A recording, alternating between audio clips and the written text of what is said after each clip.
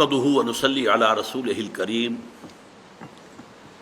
اما بعد فاعوذ بالله من الشيطان الرجيم بسم الله الرحمن الرحيم ليس البر ان تولوا وجوهكم قبل المشرق والمغرب ولكن البر من آمن بالله واليوم الآخر والملائكة والكتاب والنبيين وآتى المال على حبه ذوي القربى واليتامى والمساكين وابن السبيل والسائلين وفي الرقاب وأقام الصلاة وآتى الزكاة والموفون بعهدهم إذا عاهدوا والصابرين في البأساء والضراء وحين البأس أولئك الذين صدقوا وأولئك هم المتقون صدق الله العظيم رب اشرح لي صدري ويسر لي امري واحلل عقدة من لساني يفقهوا قولي اللهم ربنا الهمنا رشدنا واعذنا من شرور انفسنا اللهم ارنا الحق حقا وارزقنا اتباعه وارنا الباطل باطلا وارزقنا اجتنابه آمین یا رب العالمین۔ مطالعہ قرآن حکیم کے جس منتخب نصاب کا سلسلے وار درس ان مجالس میں ہو رہا ہے، اس کا درس نمبر 2 آیہ بر پر مشتمل ہے جو ابھی میں نے تلاوت کی ہے۔ یہ سورہ بقرہ کی آیت نمبر 177 ہے۔ ذرا نوٹ کر لیجئے کہ اس منتخب نصاب کے 6 حصے ہیں، اور جیسا کہ ہم دیکھ چکے ہیں اس کا نقطہ آغاز سورۃ العصر ہے۔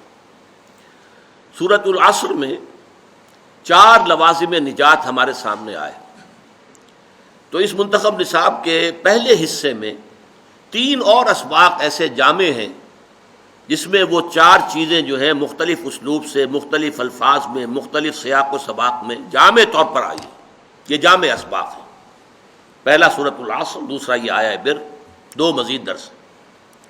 پھر 4 حصے وہ ہیں جن میں ایک میں ایمان کے مباحث آئیں گے، تیسرے میں عمل صالح کے مباحث آئیں گے، چوتھے میں تواصی بالحق کے مباحث آئیں گے، 5ویں میں پھر تواصی بالصبر کے مراحل آئیں گے۔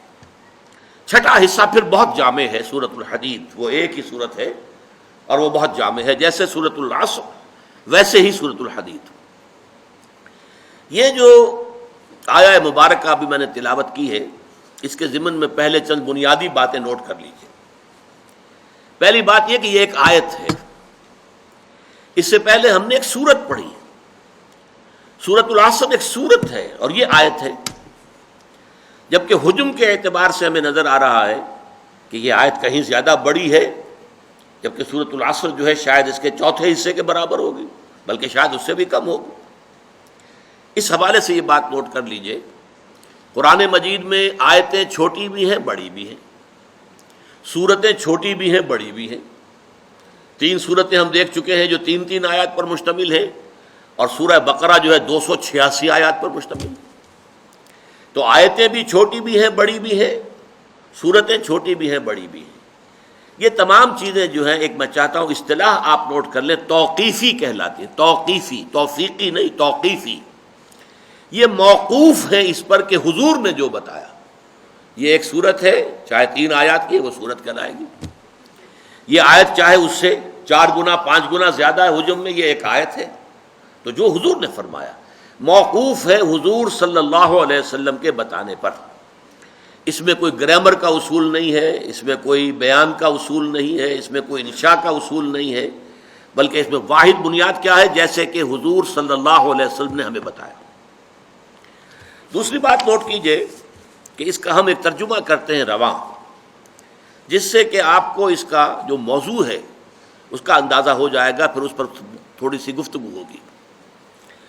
لیس البر، نیکی یہی نہیں ہے، کل نیکی یہ نہیں ہے، ان تولوا وجوہکم، کہ تم پھیر دو اپنے چہروں کو، قبل المشرق والمغرب، مشرق اور مغرب کی جانب، ولکن البر، بلکہ نیکی تو اس کی ہے، من آمن باللہ، جو ایمان لایا اللہ پر، والیوم الآخر، اور یوم آخر پر، قیامت کے دن پر، والملائکۃ، فرشتوں پر، والکتاب، اور کتابوں پر، والنبیین، اور انبیاء پر، وآت المال علی حبہ، اور اس نے دیا اپنا مال اس کی محبت کے علی الرغم ذوی القربہ، قرابت داروں کو، والیتامہ اور یتیموں کو، والمساکین اور مسکینوں کو، وابن السبیل اور مسافروں کو، والسائلین اور مانگنے والوں کو، وفی الرقاب اور لوگوں کی گردنیں چھڑانے میں، وَأَقَامَ الصَّلَاةَ وَآتَى الزَّكَاةَ اور قائم کی اس نے نماز اور ادا کی زکوٰۃ، وَالْمُوفُونَ بِعَهْدِهِمْ إِذَا عَاهَدُوا اور اپنے عہد کو پورے کرنے والے جب کہ کوئی معاہدہ کر لیں، وَالصَّابِرِينَ فِي الْبَأْسَاءِ وَالضَّرَّاءِ وَحِينَ الْبَأْسِ اور خصوصاً وہ جو صبر کرنے والے ہوں فقر و فاقہ میں، تکلیف میں اور جنگ کے وقت۔ اولئک الذین صدقوا یہ ہیں وہ لوگ جو سچے ہیں، صادق ہیں، راست باز ہیں۔ واولئک هم المتقون اور یہی لوگ متقی ہیں۔ اب اس سے جو بات آپ کے سامنے آئی، اس آیت مبارکہ میں نیکی کے ایک محدود تصور یا سطحی تصور کی نفی کرتے ہوئے نیکی کا ایک جامع تصور پیش کیا گیا۔ تفسیر میں بعد میں عرض کروں گا، لیکن اتنی بات سمجھ میں آ گئی کہ نیکی کا ایک خاص تصور تھا جس کی نفی کی گئی۔ لیس البر ان تولوا وجوہکم قبل المشرق والمغرب، دیکھو کل نیکی یہی نہیں ہے کہ اپنے چہرے مشرق اور مغرب کی طرف پھیر دو، ولکن البر اور اس کے بعد تفاصیل آئی۔ نیکی تو حقیقتاً اس کی ہے جس میں یہ چیزیں پوری ہو رہی ہیں۔ یہ موضوع کس قدر اہم ہے اس کو اچھی طرح سمجھ لیجیے۔ دیکھیے نیکی کا تصور صحیح ہونا کس قدر اہم ہے، اس کی اہمیت کو آپ یوں سمجھیے کہ جو بھی تصور نیکی کا کسی کے سامنے ہوگا وہ اسی پر عمل کرے گا۔ اگر کوئی محدود سا تصور ہے اس کے ہاں نیکی محدود درجے میں رہے گی، کوئی سطحی سا تصور ہے اس کے ہاں نیکی وہ سطحی رہے گی۔ اب مثال کے طور پر میں آپ کو بتاؤں، ہمارے ہاں عام طور پر الا ماشاء اللہ کٹر مذہبی قسم کے جو لوگ ہوتے ہیں وہ شریعت کے ظاہری احکام میں بہت سخت، بہت متشدد، ذرا سا ادھر سے ادھر ہو گیا، کسی نے حنفی مسجد میں رفع یدین کر لیا تو قیامت برپا ہو گئی، یہ کون آ گیا ہمارے یہاں؟ حالانکہ کون سی بڑی قیامت آ گئی اس میں؟ کسی نے اونچی زبان سے اونچی آواز میں اگر آمین کہہ دی تو ایک مصیبت ہو گئی۔ تو ان چیزوں میں تو بڑے جازم، بڑے پختہ اس پہ جھگڑے کریں گے، مناظرے کریں گے، لیکن عام طور پر دیکھا گیا ہے دل کے کٹھور، سخت دل، عام طور پر دیکھا گیا ہے کہ ان میں وہ رقت قلب نہیں ہوتی، انسانی ہمدردی نہیں ہوتی۔ اس سے بھی آگے معاملات کا ہیر پھیر ہوتا ہے، چھوٹی چھوٹی باتوں پر جھگڑ رہے ہیں شریعت کی، اور سودی کاروبار ڈٹ کر رہے ہیں، کوئی پرواہ نہیں۔ گویا کہ حضرت مسیح علیہ السلام نے جیسا کہ یہودیوں کے بارے میں کہا تھا کہ تم مچھر چھانتے رہتے ہو اور سموچے اونٹ نگل جاتے ہو۔ چھوٹی چھوٹی چیزوں کے اوپر بحثیں ہیں، مناظرے ہیں، گفتگویں ہیں، دلائل ہیں، کتابیں موٹی موٹی شائع کی جا رہی ہیں، چیلنج کیے جا رہے ہیں، لیکن یہ ہے کہ جو بڑے بڑے منکرات ہیں، حرام شے، اس میں ملوث ہیں۔ تو یہ ایک نیکی کا ایک خاص تصور ہے کہ جو ہمارے ہاں ایک مذہب کا جو کٹر مذہبی طبقہ ہے عام طور پر اس کے اندر پایا جاتا ہے، اور اسی کا رد عمل ہے کہ ہمارے ہاں کا نوجوان طبقہ جو ہے، ظاہر بات ہے کہ نوجوان حساس ہوتے ہیں، بلکہ ایسے لوگوں کی اپنی اولادیں جو ہیں ان میں ایک رد عمل پیدا ہو جاتا ہے، اس لیے کہ ان سے چھپا نہیں ہوتا اپنے باپ کا کردار کہ یہ نیکی کے کس تصور پر عمل پیرا ہے، اس کا کردار حقیقتاً کیا ہے۔ اس میں ہمدردی جو ہے نوع انسان کی نام کو موجود نہیں ہے، کسی کو تکلیف میں دیکھ کر اس کا دل جو ہے دکھتا نہیں ہے، اس کا ہاتھ اپنی جیب کی طرف نہیں جاتا کسی بھوکے کو دیکھ کر۔ لہٰذا وہ جو کردار کا ایک تضاد سامنے آتا ہے کہ ایک طرف یہ بڑا مذہبی بنا پھرتا ہے اور حقیقت میں اس کے کردار کا عالم یہ ہے، تو اس کا رد عمل ہوتا ہے۔ نوجوان حساس ہوتے ہیں، ان کی سوچ بالعموم صحیح ہوتی ہے، غلط نہیں ہوتی۔ یہ دوسری بات ہے کہ رد عمل میں انسان دوسری انتہا کو نکل جائے۔ تو ایک تصور تو یہ ہے ہمارے معاشرے کے اندر جو مذہبی طبقات ہیں اور زیادہ کٹر قسم کے جو مذہبی لوگ ہیں ان کے اندر آپ کو یہ تضاد نظر آئے گا۔ اس کا بالکل برعکس معاملہ ہے ہمارے ہاں کا جو لبرل طبقہ ہے، وکلاء ہیں، ڈاکٹرز ہیں، تعلیم یافتہ لوگ ہیں، ایجوکیٹڈ ایلیٹ ہے، پروفیشنلز ہیں، ان سے آپ کو ایسی باتیں سننے کو ملیں گی کہ جناب نماز روزہ تو انسان کا انفرادی فعل ہے، کوئی کرے نہ کرے، ہاں جھوٹ نہیں بولنا چاہیے، ایفاء عہد ہونا چاہیے، کسی کو دھوکہ نہیں دینا چاہیے. یہ بالکل برعکس کہ معاملات انسانی کے اندر اپنا فرض ادا کرنا چاہیے. آپ اگر کہیں ملازم ہیں اور تنخواہ لے رہے ہیں تو اپنے فرائض منصبی جو ہے پوری طریقے سے تہہ دل سے ادا کریں، پورا اس کا حق ادا کریں، تاکہ آپ کے لیے اس میں ریمونریشنز آپ کو تنخواہ اور الاؤنسز مل رہے ہیں وہ جائز ہو جائیں. یہ وہ تصور ہے ان کے ہاں کے جو نیکی کا ایک تصور جو ہمارے ہاں کے تعلیم یافتہ طبقات کے اندر نظر آتا ہے کہ وہ عبادات وغیرہ کی کوئی خاص اہمیت نہیں ہے. بس نماز روزہ تو ٹھیک ہے اپنے لیے ہے، جو شخص کر لے، نہ کرے کیا فرق پڑتا ہے، حالانکہ وہ فرائض ہیں دین کے. لیکن یہ ہے کہ اصل کردار، اصل جو نیکی ہے وہ تو یہ ہے. اب اس سے بھی آگے بڑھ کر میں آپ کو ایک تیسری شکل دکھانا چاہتا ہوں جو ہمارے معاشرے کے برے لوگ شمار ہوتے ہیں، جنہیں آپ گنڈے کہتے ہیں یا ڈاکو یا جیب تراش یا طوائفیں، جسم فروش عورتیں. ان کے ہاں بھی نیکی کا کوئی نہ کوئی تصور موجود ہوتا ہے. میں آپ سے عرض کروں گا کہ واقعہ یہ ہے کہ جیسے ہمیں جو ہماری طبعی زندگی ہے، ظاہری جسمانی زندگی کے لیے ہوا چاہیے، پانی چاہیے، غذا چاہیے. ہوا نہیں ملے گا بند ہو جائے گی تو مر جائے گا فوراً، وہ تو بہت جلدی مرے گا. پانی نہیں ملے گا تو چند دن شاید جھیل جائے، مرے گا. کھانا نہیں ملے گا تو شاید چند زیادہ دن جھیل جائے لیکن پھر مرے گا. تو جیسے ہماری اس زندگی کے لیے، جسمانی زندگی کے لیے، حیات جسمانی کے لیے ہوا، پانی، غذا لازم ہے، اسی طرح انسان کی باطنی زندگی کے لیے ایک لازمی شے یہ ہے کہ وہ اپنے ضمیر کو مطمئن کرے کہ اگرچہ میں بہت برا آدمی ہوں، میرا یہ کام غلط ہے، لیکن میں فلاں نیکی بھی تو کرتا ہوں نا. وہ نیکی کے کسی نہ کسی تصور کو، تاکہ اپنے ضمیر کو مطمئن کرے. ضمیر کی خلش جو ہے وہ در حقیقت اس کو چین نہیں لینے دے گی جب تک کہ وہ اپنے ضمیر کی خلش کو مٹانے کے لیے کہ میں برا ہوں، ٹھیک ہے، میں ڈاکو ہوں، لیکن دیکھو میں یتیموں کی پرورش کرتا ہوں، میں تو ان لوگوں کے ہاں ڈاکہ ڈالتا ہوں نا جنہوں نے دولت کے انبار جمع کر لیے، حرام خوری کے ذریعے سے لوگوں کا خون چوسا ہے.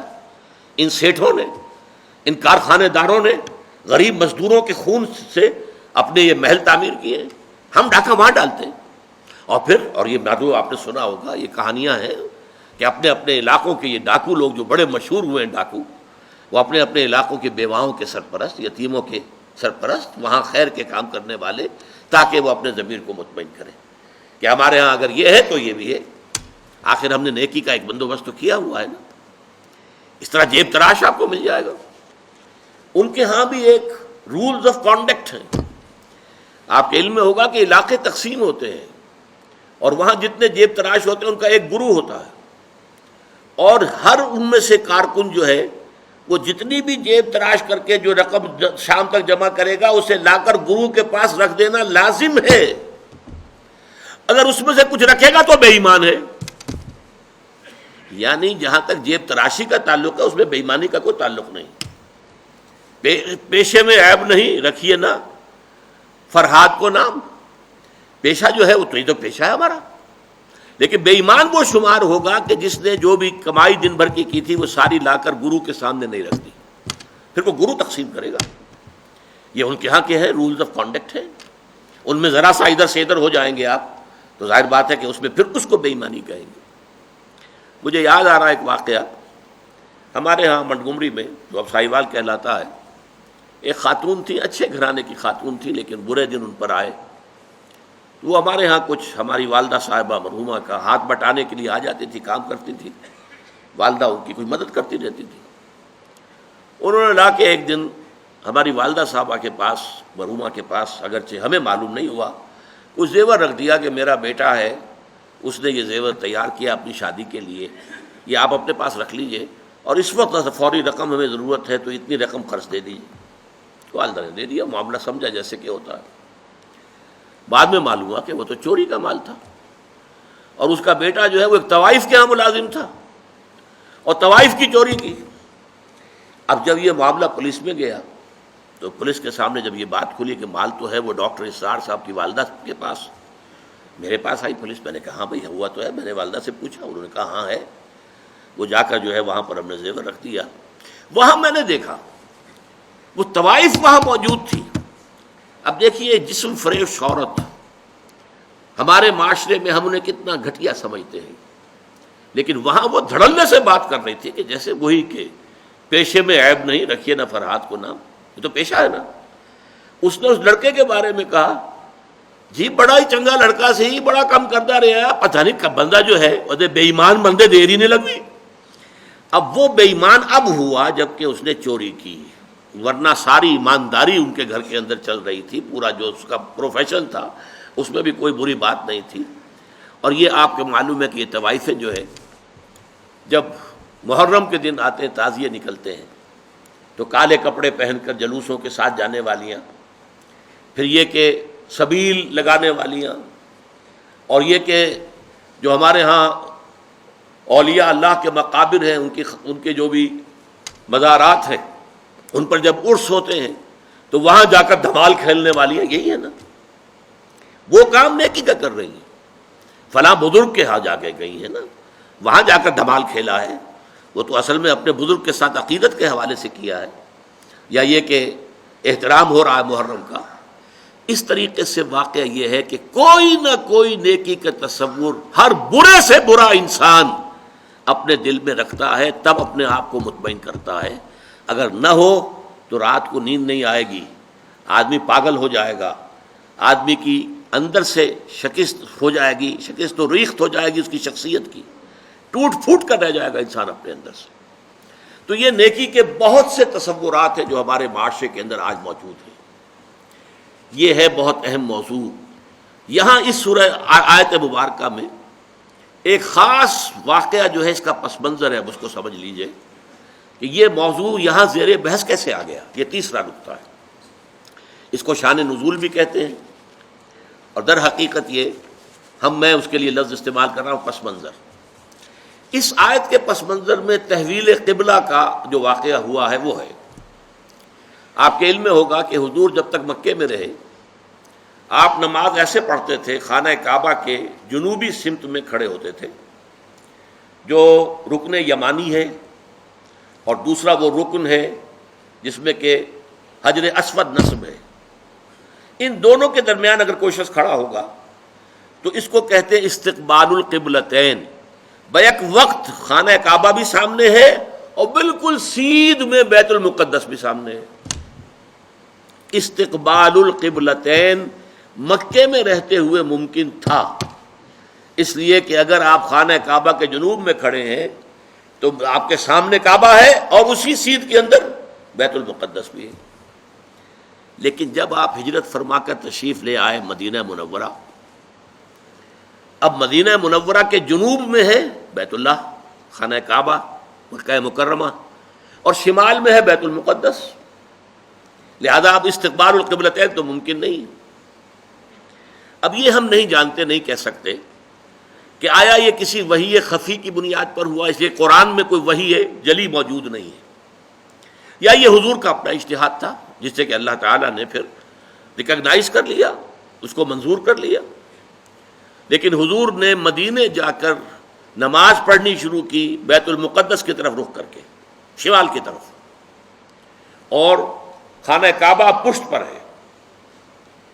یہ چیز شاخ گزر رہی تھی ان لوگوں کو جو مکے سے چل کر آئے تھے، جتنی محبت انہیں خانہ کعبہ سے تھی اس کا ہم اندازہ نہیں کر سکتے۔ خود حضور جب روانہ ہوئے تھے مکے سے ہجرت کے لیے تو آپ خانہ کعبہ کے پردے پکڑ کر چمٹ کر آپ نے کہا تھا کہ اے کعبہ تجھے معلوم ہے، اے بیت اللہ تو جانتا ہے مجھے تجھ سے کتنی محبت ہے، لیکن یہاں کے لوگ مجھے یہاں نہیں رہنے دے رہے، میں یہاں سے جانے پر مجبور ہوں، یہ تجھ سے ہجرت کر کے جا رہا ہوں۔ اس حوالے سے سب کو پسند تھا، لیکن یہ کہ نماز پڑھ رہے ہیں خانہ کعبہ کی بجائے بیت المقدس کی طرف رخ کر کے۔ اس کے بعد 16-17 مہینے کے بعد قرآن مجید میں حکم آ گیا، قد نرى تقلب وجهك في السماء فلنولينك قبلة ترضاها فول وجهك شطر المسجد الحرام۔ اے نبی ہم آپ کے چہرے کا بار بار آسمان کی طرف اٹھنا دیکھتے رہے ہیں۔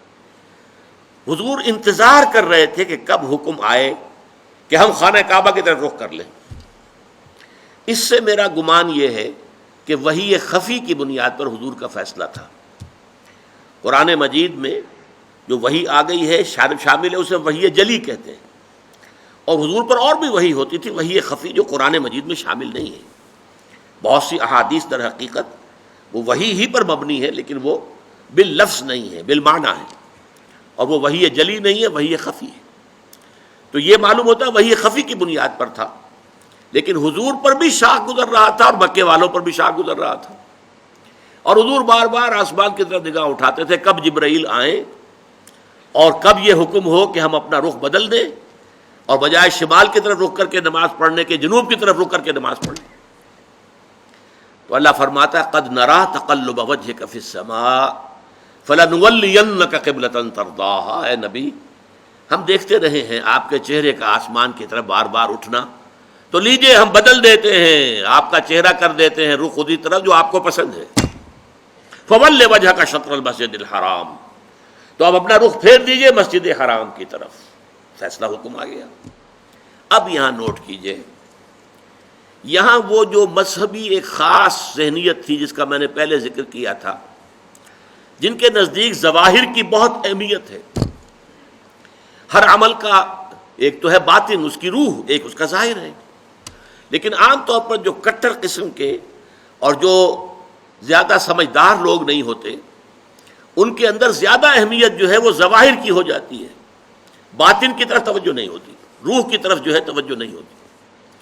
تو کچھ نہ کچھ مسلمانوں میں بھی ایسے حضرات تھے، لیکن اس سے بڑھ کر یہودیوں نے ایک طوفان اٹھا دیا۔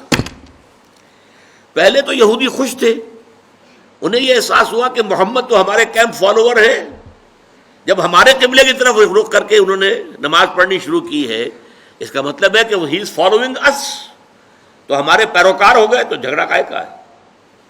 لیکن اب جب آ گیا یہ کہ اپنا رخ بدل دیجئے، اب پیٹھ ہو گئی بیت المقدس کی طرف اور رخ ہو گیا خانہ کعبہ کی طرف، تو ان کے کان کھڑے ہوئے کہ یہ تو کوئی مسئلہ جو ہے کچھ اور ہے، ایک نئی امت کی تشکیل ہو رہی ہے اور ایک نئی بالکل شریعت آ رہی ہے، نئی امت جو ہے وہ وجود میں آ رہی ہے۔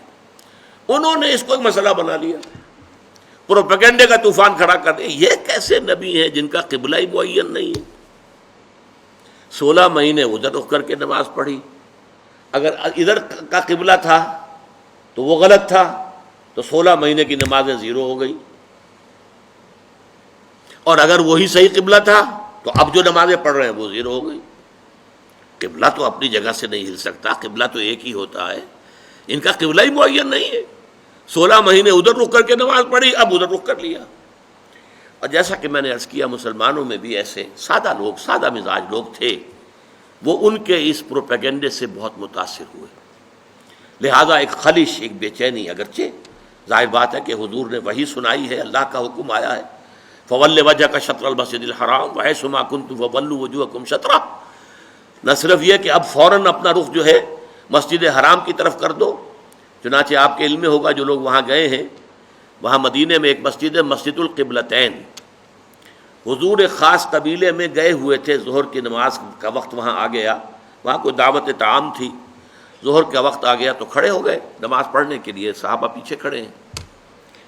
اسی دوران میں، نماز کے دوران یہ آیات نازل ہوئی، حضور نے وہی قبلہ بدلا اپنا، فول وجهك شطر المسجد الحرام۔ اب حکم الہی آنے کے بعد تو تاخیر 1 منٹ کی بھی جائز نہیں، تو فوراً آپ نے رخ بدل لیا اور تمام نمازیوں نے بھی رخ بدل لیا۔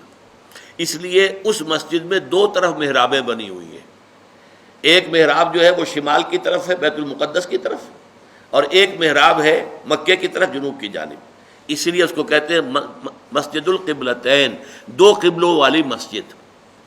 لیکن یہاں حکم یہ بھی ہے وَأَيْنَمَا تَكُونُوا جہاں کہیں بھی تم ہو فَوَلُّوا وُجُوهَكُمْ شَطْرَهُ، اے مسلمانوں جہاں کہیں بھی ہو اپنا رخ مسجد حرام کی طرف کرو۔ اب ظاہر بات ہے کہ اس پر جب عمل ہو گیا تو صحابہ نے عمل تو کیا، دل میں کچھ دغدغہ رہا، کچھ پریشانی رہی، خاص طور پر یہ بات کہ اگر اصل قبلہ یہ تھا اور یہ ہے جو آج ہو گیا ہے، تو پھر ہماری نمازوں کا کیا بنے گا؟ ہماری نمازیں 16 مہینے کی ضائع ہو گئی، غلط قبلے کی طرف پڑھی گئی. اسی لیے اسی مقام پر کہا گیا ہے وَمَا كَانَ اللَّهُ لِيُضِيعَ إِيمَانَكُمْ، نہیں اس وسوسے کو قریب نہ آنے دو. نماز تو عین ایمان ہے، نماز ضائع ہو گئی تو ایمان ضائع ہو گیا نہیں. اس وقت حکم وہ تھا، اس پر عمل کرنا تقاضا تھا دین کا. اب حکم یہ ہے، اب اس پر عمل کرنا تقاضا ہے دین کا. نہ وہ غلط تھا نہ یہ غلط ہے. تم کسی سمت سے نہ بندھ جاؤ، تم ظاہر کے ساتھ زیادہ جو ہے اپنے آپ کو وابستہ نہ کر لو. نماز کی اصل روح، دین کی اصل روح تو کیا ہے؟ اللہ پر ایمان، اللہ کا یقین، رسول کی اطاعت، رسول کا فرمان. پہلے وہ تھا تو اللہ تعالیٰ نے مکے والوں کا امتحان لے لیا تھا کہ آیا وہ اپنی آبائی، اس لیے کہ مکہ جو ہے اور بیت اللہ جو ہے وہ تو ان کا سمجھیے کہ قومی شعار کے درجے کے اندر رکھنے والی چیز تھی، قومی شعائر میں سے. اب اس کی طرف پشت کرنا سب پر بھاری گزرا. لیکن یہ کہ وہ رسول کے ساتھیوں کے پورے بندھے ہوئے تھے تو جو حکم رسول کا وہ انہوں نے قبول کیا. اور اب ان لوگوں کے لیے امتحان آ گیا جو مدینے میں رہتے تھے اور یہود کے زیر اثر تھے، اور اس کی وجہ سے بیت المقدس کا مقام ان کی نگاہوں میں بہت اونچا تھا. اب اس کی طرف پیٹ کرنی پڑ رہی ہے. تو ان کے ایمان کا جو ہے وہ اللہ تعالیٰ نے امتحان لے لیا، اور تمام صحابہ جو ہیں دونوں امتحانوں میں ثابت قدم اور کامیاب ہوئے. اب لیکن اس خلش کو مٹانے کے لیے اب دیکھیے عجیب ہے یہ بات. یہ مسئلہ آج ہمیں معلوم ہوتا ہے کہ بڑا ہی چھوٹا سا مسئلہ ہے. جب یہ مسئلہ آیا تھا تو یہ چھوٹا نہیں تھا، بہت بڑا مسئلہ تھا، بہت بڑا مسئلہ تھا. خاص طور پر وہ جو ایک ذہنیت ہے کہ جو دین کے اعمال ہیں ان کی روح کی بجائے ساری نگاہ جو ہے وہ اس کے ظاہر سے وابستہ ہو جاتی ہے، اس کے لیے یہ معاملہ بہت کٹھن تھا. یہی وجہ ہے اس قرآن مجید میں آپ کے علم میں ہوگا پورے 2 رکوع ہیں تحویل قبلہ کے اوپر. حالانکہ آج ہمارے نزدیک کوئی بڑا مسئلہ نہیں تھا، لیکن یہ کہ وہاں اس وقت ڈی فیکٹو جو اس وقت کی سچویشن تھی اس میں اس کی اتنی اہمیت تھی، دلوں پہ جو کیفیت گزر رہی تھی اس کا جو ہے صحیح طور سے اس کا علاج اور اس کا معالجہ اور مداوع ضروری تھا. 2 رکوع جو ہیں، رکوع 17واں اور 18واں دوسرے پارہ سیقول کے پہلے 2 رکوع خاص اسی پر ہے جس تکرار کے ساتھ فولوا وجوہکم شطرہ، فولوا وجوہکم شطرہ. اس سے 2 رکوع پہلے ایک بات کہی گئی، یہ آپ کو ملے گا 14ویں رکوع کے اندر وَلِلَّهِ الْمَشْرِقُ وَالْمَغْرِبُ فَأَيْنَمَا تُوَلُّوا فَثَمَّ وَجْهُ اللَّهِ. دیکھو لوگو، مشرق اور مغرب سب اللہ کے ہیں، تم جدھر بھی رخ کرتے ہو وہ اللہ کا رخ ہے. اللہ کسی رخ میں محدود نہیں ہے. کیا مغرب صرف اللہ کا رخ ہے، مشرق نہیں ہے؟ آج آپ کو معلوم ہے کہ ہم پڑھتے ہیں مغرب کی طرف اور امریکہ والے یا افریقہ والے وہ مشرق کی طرف نماز رخ کرتے پڑھتے ہیں. تو مشرق و مغرب سے کوئی فرق واقع نہیں ہوتا. اور دوسرے یہ کہ کوئی قبلے کی سمت معین کر دینا اس کا مطلب یہ نہیں اللہ اس سمت میں محدود ہے، بلکہ یہ تو تمہاری ہم آہنگی کے لیے، یکسانی کے لیے، یک رنگی کے لیے. ایسا نہ ہو کہ اب آپ کھڑے تو کسی کا رخ ادھر ہے، کسی کا رخ ادھر ہے، کسی کا ادھر ہے، کسی کا ادھر ہے. یہ نہیں، سب ایک رخ میں کھڑے ہوئے ہوں، صفیں بندھی ہوئی ہوں. دیکھنے والا جو ہے کوئی شخص اگر آ جائے اچانک وہ بھی اس سے متاثر ہوتا ہے. ایک فرانسیسی سیاح صرف اس منظر کو دیکھ کر ایمان لے آیا تھا. وہ آیا تھا مصر سیاحت کے لیے، اور وہ جو بہت بڑا وہاں کا دارالعلوم ہے جامع الازہر، اس کی جو جامع مسجد ہے اس کے وہ مینار پر چڑھ گیا. عصر کا وقت تھا. مینار کے اوپر سے اس نے منظر دیکھا، صحن میں عصر کی جماعت ہو رہی تھی. اب ایک امام کے پیچھے کھڑے ہیں، سیدھی سیدھی صفیں بندھی ہوئی ہیں. ایک امام کا کوشن ہے اور وہ جھک رہے ہیں، اور اسی طرف سے کوشن آئی ہے وہ کھڑے ہو گئے ہیں. یہ منظر ایسا اس کے دل کے اوپر اس نے اثر کیا، وہ ایمان لے آیا کہ جس مذہب کی عبادت اتنی منظم، اس کے اندر یہ رنگ ہے، گویا کہ ملٹری پریڈ ہو رہی ہے. اس طرح کا انداز عبادت کا، ایک تو کلیکٹیو، انفرادی نہیں، اجتماعیت کی اہمیت، اور پھر اس کے اندر وہ رنگ اور یکسانی، ہم رنگی دیکھ کر. تو اس طریقے سے تمہارے اندر یک رنگی پیدا کرنے کے لیے ایک رخ معین کر دیا. اس کا یہ مطلب نہیں اللہ اسی رخ میں ہے. للہ المشرق والمغرب، مشرق و مغرب سب اللہ کے لیے ہے. فَأَيْنَمَا تُوَلُّوا فَثَمَّ وَجْهُ اللَّهِ، جدھر بھی تم رخ کرو اللہ کا رخ ہے. شمال بھی اللہ کا، جنوب بھی اللہ کا، مشرق بھی اللہ کا، مغرب بھی اللہ کا. اللہ تعالیٰ کسی رخ میں جو ہے محدود نہیں ہے. اس کو خوب کہا ہے غالب نے ہے پرے سرحد ادراک سے اپنا مسجود. قبلے کو اہل نظر قبلہ نما کہتے ہیں، یعنی ہم جسے سجدہ کر رہے ہیں کعبے کو سجدہ نہیں کرتے ہم. چاہے وہ لوگ جو مسجد حرام میں کھڑے ہو کر وہ وہاں پر صفیں باندھے ہوئے کعبے کے گرد کھڑے ہوئے ہیں، مسجود کعبہ نہیں ہے، معاذ اللہ، مسجود صرف اللہ ہے.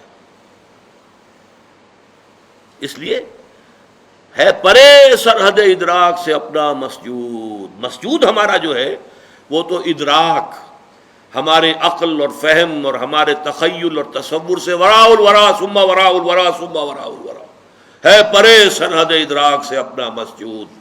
قبلے کو اہل نظر قبلہ نما کہتے ہیں. یہ قبلہ نما ہے، اصل میں یہ ایک ڈائریکشن ہے جو معین کر دی گئی. بس یہ ہے، اس سے زیادہ اس کی اہمیت نہ سمجھو. یہ بات کہہ کر پھر 2 رکوعوں کے بعد وہ پورے 2 رکوع آئے جس میں کہ یہ حکم تحویل قبلہ کا حکم آ گیا. سَيَقُولُ السُّفَهَاءُ مَا وَلَّاهُمْ عَنْ قِبْلَتِهِمُ الَّتِي كَانُوا عَلَيْهَا. اب ان قریب بہت سے ناسمجھ لوگ کہیں گے کس شے نے ان کا رخ پھیر دیا اس قبلے سے جس پر یہ رہے ہیں 16 مہینے. قُلْ لِلَّهِ الْمَشْرِقُ وَالْمَغْرِبُ، کہہ دیجئے اللہ کے ہے مشرق اور مغرب، سب کے سب، تمام ڈائریکشنز، تمام سمتیں اللہ کی ہیں. اب دیکھیے اس کے بعد 2 رکوعوں میں تحویل قبلہ کے احکام لانے کے بعد پھر 2 رکوعوں کے بعد 19-20 نکال دیجئے، پھر 21ویں رکوع کی یہ پہلی آیت ہے. گویا کہ یوں سمجھیے کہ یہ جیسے میرا دھڑ ہے، 2 رکوع 17-18 یہ تو میرے دھڑ کے مانند ہے کہ 2 رکوع مکمل ہے تحویل قبلہ کے حکم پر، لیکن 2 رکوع پہلے بھی ایک آیت آ گئی، للہ المشرق والمغرب فَأَيْنَمَا تُوَلُّوا فَثَمَّ وَجْهُ اللَّهِ. اس کے بعد بھی اگر کوئی خلش رہ گئی، کوئی دل کے اندر جو بے اطمینانی رہ گئی، ہوں گے کچھ لوگ، اب اس کے لیے آخری جس کو کہیں گے موپنگ اپ آپریشن 2 رکوعوں کے بعد، لَيْسَ الْبِرَّ أَن تُوَلُّوا وُجُوهَكُمْ قِبَلَ الْمَشْرِقِ وَالْمَغْرِبِ. نیکی یہی نہیں ہے کہ تم اپنے چہرے مشرق و مغرب کی طرف پھیر دو. یہ ہے، اس لیے ترجمہ کیا کیا، نیکی یہی، یہ نیکی تو ہے. جب حکم تھا شمال کی طرف تم نے اس کی پیروی کی، یہ نیکی تھی، رسول کی اطاعت کی. اسی طرح اب جب ہو گیا جنوب کی طرف تم پیروی کر رہے ہو تو یہ نیکی ہے. لیکن نیکی یہی نہیں ہے، ہر شے کا ایک باطن ہے، ایک ظاہر ہے. اب جیسے نماز ہے، نماز کا ظاہر کیا ہے، تمام فقہا اس سے بحث کریں گے. وضو کے کیا فرائض ہیں، کیا سنن ہیں، کیا نوافل ہیں، کیا مستحبات ہیں. پھر یہ کہ نماز کے اندر کھڑے کیسے ہونا ہے، کس طور سے ہونا ہے، رکوع کیسے ہے، گھٹنے کو کس طریقے سے پکڑنا ہے. پھر یہ کہ آپ نے کھڑے ہونا ہے تو ایسے کھڑے ہونا ہے کہ کمر سیدھی ہو جائے، بالکل سکون ہو جائے. یہ نہیں کہ آدھے رکوع سے ہی آپ سیدھے سجدے میں چلے گئے. اس کو کہا حضور نے یہ نماز میں چوری ہو رہی ہے. پھر یہ ساری چیزیں کیا ہیں، یہ نماز کا ظاہر ہے اور فقہا اس سے بحث کرتے ہیں. لیکن ایک ہے نماز کا باطن، ایک ہے نماز کی روح، خشوع اور خضوع. یہ یقین کہ میں اللہ کے حضور میں حاضر ہوں. سجدہ کریں تو یہ احساس کہ میں نے اپنے رب کے قدموں میں سر رکھ دیا ہے. یہ کیفیت جو ہے خشوع اور خضوع کی اور حضور قلب کی، اگر یہ نہیں ہے تو چاہے فقہی اعتبار سے 100% صحیح نماز آپ نے پڑھ لی تو نماز کا فرض تو ادا ہو گیا، اس کا ثواب آپ کو مل جائے گا. لیکن نماز کی جو نورانیت ہے، اس کی جو برکات ہے، جس کے بارے میں فرمایا گیا کہ الصلاۃ معراج المومنین، یہ تو اہل ایمان کے لیے معراج کے درجے کی شے ہے. لہٰذا وہ کیفیت آپ کو حاصل نہیں ہوگی. تو ہر شے کا ایک ظاہر ہے، ایک باطن ہے.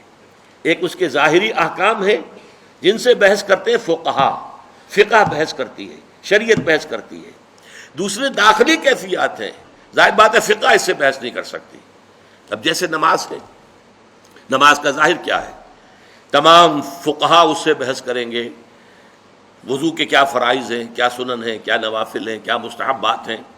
پھر یہ کہ نماز کے اندر کھڑے کیسے ہونا ہے، کس طور سے ہونا ہے، رکوع کیسے ہے، گھٹنے کو کس طریقے سے پکڑنا ہے. پھر یہ کہ آپ نے کھڑے ہونا ہے تو ایسے کھڑے ہونا ہے کہ کمر سیدھی ہو جائے، بالکل سکون ہو جائے. یہ نہیں کہ آدھے رکوع سے ہی آپ سیدھے سجدے میں چلے گئے. اس کو کہا حضور نے یہ نماز میں چوری ہو رہی ہے. پھر یہ ساری چیزیں کیا ہیں، یہ نماز کا ظاہر ہے اور فقہا اس سے بحث کرتے ہیں. لیکن ایک ہے نماز کا باطن، ایک ہے نماز کی روح، خشوع اور خضوع. یہ یقین کہ میں اللہ کے حضور میں حاضر ہوں. سجدہ کریں تو یہ احساس کہ میں نے اپنے رب کے قدموں میں سر رکھ دیا ہے. یہ کیفیت جو ہے خشوع اور خضوع کی اور حضور قلب کی، اگر یہ نہیں ہے تو چاہے فقہی اعتبار سے 100% صحیح نماز آپ نے پڑھ لی تو نماز کا فرض تو ادا ہو گیا، اس کا ثواب آپ کو مل جائے گا، لیکن نماز کی جو نورانیت ہے، اس کی جو برکات ہے، جس کے بارے میں فرمایا گیا کہ الصلاۃ معراج المومنین، یہ تو اہل ایمان کے لیے معراج کے درجے کی شے ہے، لہٰذا وہ کیفیت آپ کو حاصل نہیں ہوگی. تو ہر شے کا ایک ظاہر ہے، ایک باطن ہے. ایک اس کے ظاہری احکام ہے جن سے بحث کرتے ہیں فقہا، فقہ بحث کرتی ہے، شریعت بحث کرتی ہے. دوسرے داخلی کیفیات ہیں، ظاہر بات ہے فقہ اس سے بحث نہیں کر سکتی. قانون، فقہ تو قانون کو کہتے ہیں نا، قانون جو ہے وہ آپ کے داخلی کیفیات سے بحث نہیں کر سکتا. آپ نے جرم کیا، کس لیے کیا، کیوں کیا، اس سے کوئی بحث نہیں. جرم کیا، اس کی سزا ہے، وہ ملے گی آپ کو. لہذا قانون جو ہے اس کا دائرہ علیحدہ ہے اور حقیقت کا دائرہ اور ہے. ہمارے ہاں ان کو عام طور پر کہا جاتا ہے صوفیہ، مرشد لوگ، جو کچھ اندرونی اور باطنی اصلاح کی طرف لوگوں کو توجہ دلاتے ہیں. روح درست ہو جائے، واقعتاً اللہ تعالیٰ کی محبت پورے وجود میں سرایت کر جائے. واقعی جب کھڑے ہوں اللہ کے حضور میں تو معلوم ہو کہ اللہ کے سامنے کھڑے ہیں، اور ایک لرزہ طاری ہو جائے. حضرت علی رضی اللہ تعالیٰ عنہ جب کھڑے ہوتے تھے نماز میں تو جسم جو ہے کانپتا تھا، اور سارے پٹھے جو ہیں بہت ہی، حالانکہ آپ کا جسم بہت مضبوط تھا، بہت سخت، لیکن وہ نرم پڑ جاتے تھے.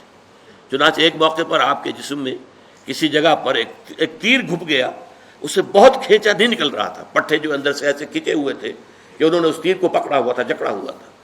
حضرت علی نے فرمایا کہ ٹھہرو، میں نیت باندھ لیتا ہوں نماز کی، پھر اس کے بعد تم اس تیر کو کھینچ لینا. اور وہی ہوا، نیت باندھی، اللہ کے حضور میں کھڑے ہوئے. اب پورا جسم جو ہے اس کے اوپر ایک راشا ہے، اور پورا جسم کے پٹھے جو ہیں وہ ڈھیلے پڑ گئے، خشوع اور خضوع کی وجہ سے آسانی سے وہ تیر نکل آئے. تو یہ ہے باطنی کیفیت نماز کی. تو اس لیے اے مسلمانوں، تمہیں اب بھی اگر کوئی خلیش ہے، یہ ساری باتیں تمہیں بتا دی گئی، اللہ کا حکم آ گیا، اس سب کے باوجود اگر خلیش ہے تو پھر دوبارہ سن لو، لیس البر ان تولوا وجوہکم قبل المشرق والمغرب. دیکھو نیکی صرف یہی نہیں ہے کہ مشرق و مغرب کی طرف رخ کر دو، اگرچہ یہ بھی نیکی ہے جب اللہ کے حکم کے مطابق ہوگا، رسول کے حکم کے مطابق ظاہر ہوگا. ظاہر کی بھی اہمیت ہے، لیکن کل ظاہر نہیں ہے، ظاہر ہی کو کل نہ سمجھ لو، اور اس کی روح پر اور اس کی جو باطنی جو اس کے اندر جذبہ ہو رہا کیا چاہیے کار فرما، اس پر بھی نگاہ رکھو. وَلَٰكِنَّ الْبِرَّ مَنْ آمَنَ بِاللَّهِ وَالْيَوْمِ الْآخِرِ. اب نیک یہاں پہ در حقیقت وَلَٰكِنَّ الْبِرَّ بِرُّ مَنْ آمَنَ بِاللَّهِ اس میں حذف کر دیا گیا ہے، بلکہ نیکی، حقیقی نیکی تو اس کی ہے جو، اب یہاں ظاہر بات ہے کہ اس سے آگے آج ہمارا وقت ختم ہونے والا ہے، اب اگلے اتوار کو اصل میں تو پڑھنا ہے. اس وقت ایک نقطہ نوٹ کر لیجئے، سورۃ العصر کا اور اس آیت البر کا ایک تقابل کر لیجئے. دیکھیے سورۃ العصر میں ایک لفظ آیا تھا والعصر ان الانسان لفی خسر الا الذین آمنوا. آمنوا، وہاں کچھ نہیں تھا کہ ایمان کس کس چیز پر، کون کون سی باتوں پر، کچھ نہیں. یہاں کیا آیا؟ من آمن باللہ والیوم الآخر والملائکۃ والکتاب والنبیین. اسی کی تشریح ہو گئی. یہ نیکی تو حقیقتاً اس کی ہے جو ایمان لایا اللہ پر اور یوم آخر پر، قیامت کے دن پر، اور فرشتوں پر، اور کتابوں پر، اور نبیوں پر. تو اس کی میں مثال دیا کرتا ہوں کہ جیسے ایک بند کلی ہو، کلی ابھی بند ہے، موتیے کی ہے، چمیلی کی ہے، کلی ہے، بند ہے، گلاب کا کلی ہے، بند ہے. اس کے اندر پتیاں موجود ہوتی ہیں، آپ زبردستی کھول کے دیکھیں گے تو نظر آ جائے گا پتیاں تو ہیں، پتیاں ظاہر نہیں ہوئیں. وہ کلی کھلی، پھول بنا، اب پتیاں ظاہر ہو گئی. تو وہاں ایمان جو ہے وہ بند کلی کے مانند تھا، ان الانسان لفی خسر الا الذین آمنوا. لیکن اس ایمان کی کلی کے اندر جو 5 پتیاں موجود تھیں وہ کھل گئیں یہاں پر آ کر. وَلَٰكِنَّ الْبِرَّ مَنْ آمَنَ بِاللَّهِ وَالْيَوْمِ الْآخِرِ وَالْمَلَائِكَةِ وَالْكِتَابِ وَالنَّبِيِّينَ. تفصیلی بحث اس پر بعد میں ہوگی. اس کے بعد وہاں لفظ کیا تھا؟ وَعَمِلُوا الصَّالِحَاتِ. اس عمل الصالحات کے اب یہاں پر 4 شاخیں آ رہی ہیں. اس کی تمثیل بہترین میرے نزدیک ہے کہ درخت کا ایک تنا ہے، اس میں ایک شاخ نکلی، دوسری نکلی، تیسری نکلی، چوتھی نکلی، 4 شاخیں. عمل صالح کی 4 شاخیں آ رہی ہیں جو یہاں پر آ رہی ہیں. سب سے پہلی کیا ہے؟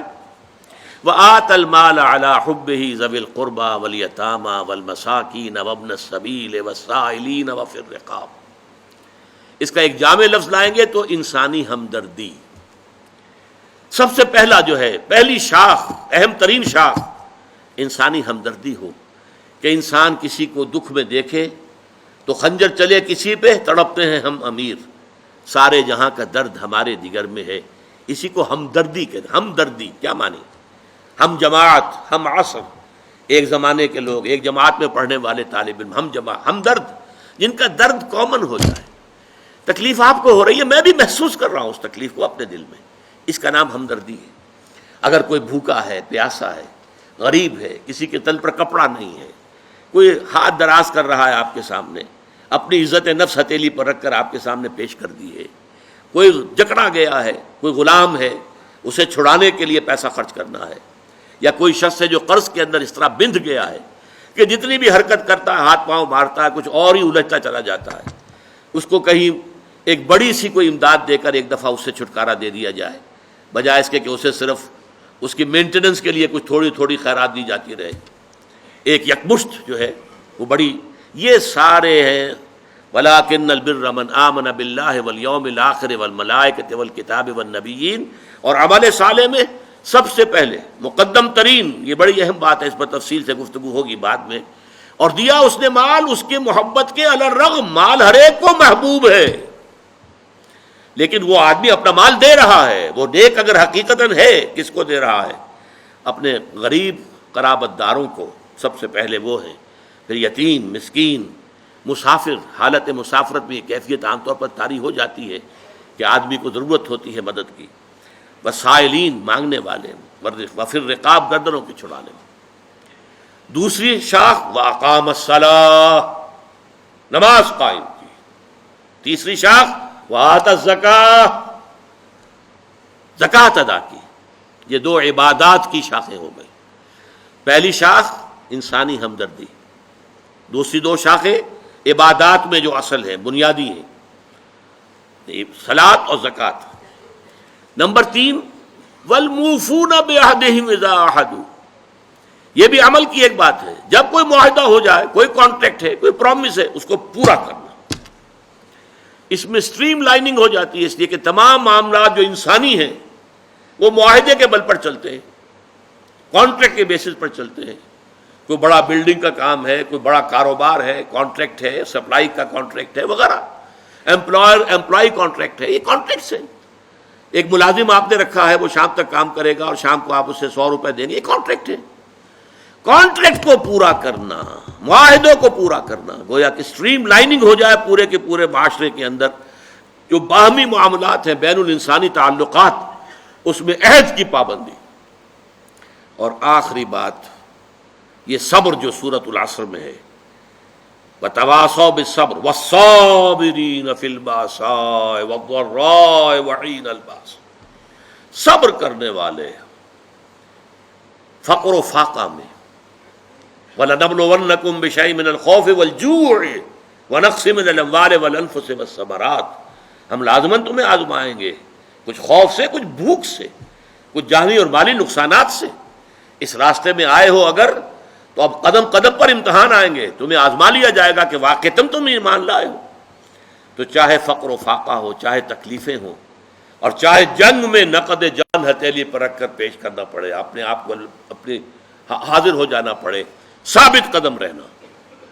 اولئک الذین صدقوا، یہ ہیں راست باز لوگ. یہ اگر کوئی نیکی کا اگر کوئی دعویٰ کریں تو پھر سچے ہیں، نیکی کا دعویٰ کرنے میں سچے ہیں، اگر یہ ہے کردار. اب یہ پوری انسانی شخصیت کا حجولہ سامنے آیا ہے. یہ تمام چیزیں اگر کسی شخصیت میں موجود ہیں، ایک پوری کردار نگاری جو ہے اس آیت کے اندر ہو گئی ہے. وَأُولَٰئِکَ هُمُ الْمُتَّقُونَ، اور یہی لوگ متقی ہیں. تمہارا تصور تقویٰ کچھ اور ہے، خاص وضاقتہ ہو، خاص لباس ہو، خاص انداز ہو اٹھنے بیٹھنے کا، تو بس وہ فلاں شخص بڑا متقی ہے.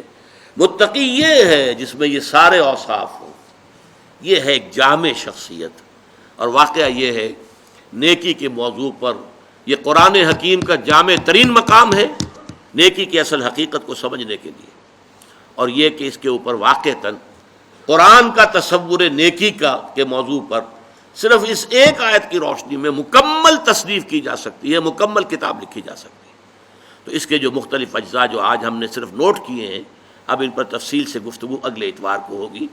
بارک اللہ لی ولکم فی القرآن العظیم ونفعنی وإیاکم بالآیات والذکر الحکیم۔